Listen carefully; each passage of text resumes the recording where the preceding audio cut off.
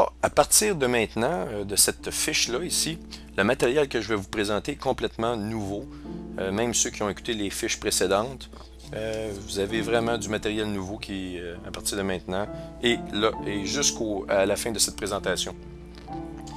Donc, je vais vous donner quelques notions de qu'est-ce que c'est une fréquence naturelle de résonance.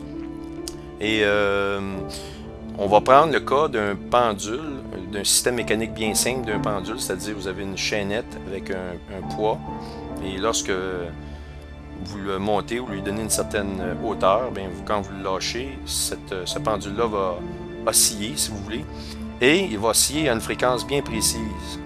Si vous refaites 10 fois le même essai, vous le montez à une certaine hauteur, vous le relâchez, il va toujours osciller à la même fréquence. Et donc, vous venez de trouver à ce moment-là, si vous utilisez une montre, vous pouvez calculer la fréquence de résonance du système.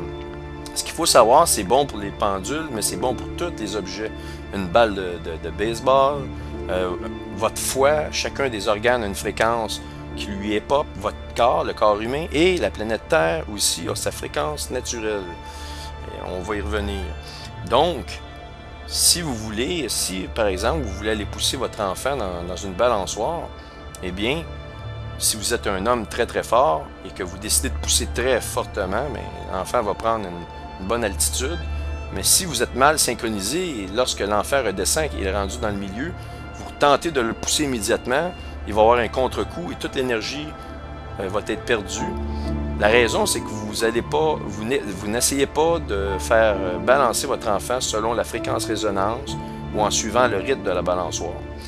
Par contre, votre femme, qui est beaucoup plus petite et beaucoup plus faible, mais plus intelligente, eh bien, va, elle, pousser l'enfant, mais en se synchronisant avec la vitesse du balancier et va éventuellement donner une altitude très surprenante à l'enfant, bien que moins forte physiquement que vous. Et ici, voyez-vous, c'est cette courbe-là qu'on voit ici, le milieu ici, le pointillé, ça correspond à la fréquence de 1 fréquence par seconde, qui est la fréquence naturelle d'un système. Et donc, si vous donnez une oscillation, une force qui oscille, mettons, à 0,75, vous allez vous retrouver ici. Alors, votre système va prendre une certaine amplitude, mais pas tellement. Si vous vous rapprochez de 1, éventuellement, vous allez prendre plus d'amplitude, jusqu'à ce que vous atteigniez le 1, qui est la fréquence naturelle parfaite. Alors, le système va se mettre à s'exciter et à prendre énormément d'amplitude, même éventuellement jusqu'à briser ou céder. C'est comme ça, lors de la Deuxième Guerre mondiale, que les soldats qui traversaient un pont marchaient de façon synchronisée et éventuellement, ils ont fait rentrer des ponts en résonance et des ponts sont tombés à cause de cette raison-là. Et ils ont modifié leur technique de marche, les soldats, et pour éviter justement de faire rentrer en résonance des gros ponts et de les briser. Alors donc, on va regarder un peu plus loin. Vous avez l'équivalent maintenant en électricité. Et oui, les systèmes électriques ont aussi des fréquences résonance qui leur sont propres.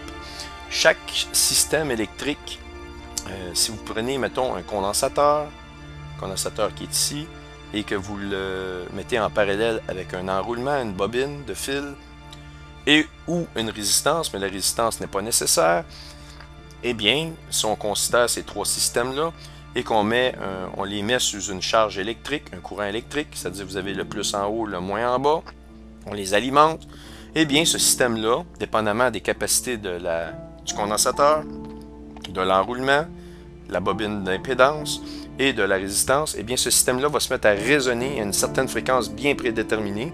Ici, je vous donne deux exemples de calcul. J'ai un enroulement, l'enroulement, l'impédance, en parallèle avec, ou ça peut être en série aussi, ça fonctionne. On le prend en parallèle avec un condensateur. Je mets une capacité de condensateur de 100 microfarad, je prends une inductance de 100 Henry et ça me donne une fréquence de résonance de 1,59. Qu'est-ce qui se passe si je monte un ou l'autre des données? Ici, j'ai mis une capacitance de 1000 au lieu de 100. J'ai gardé l'inductance à 100. J'ai calculé, ça m'a donné 0,5 Hz. On avait 1,59.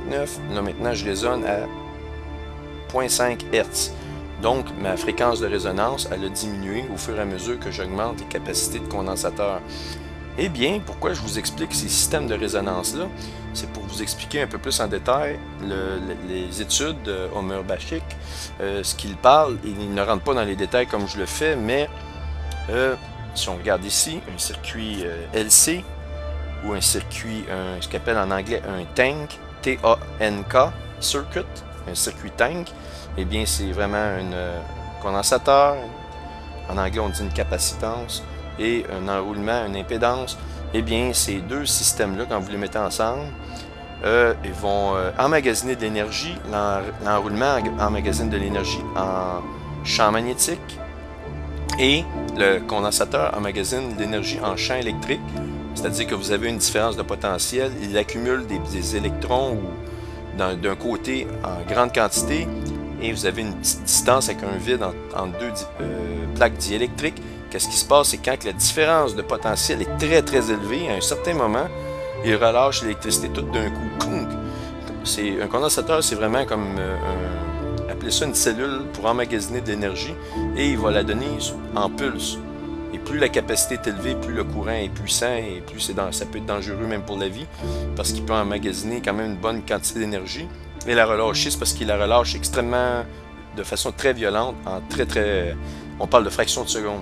Et il l'envoie ici, elle rebondit dans le coil crée un champ magnétique, le champ magnétique réinduit un courant, le courant revient, recharge le condensateur le retourne, et vice-versa, ça fait un mouvement balancé de va-et-vient, clang, clang, et ça nous donne une fréquence de résonance. C'est bon d'avoir, comme je fais, des petits bruits vocaux, comme ça vous aide à comprendre ce que le commun des mortels ne vous a peut-être pas expliqué, mais vraiment, il y a une fréquence de résonance qui va sortir d'un système comme ça. Et cette explication-là va devenir extrêmement importante pour la compréhension des comètes.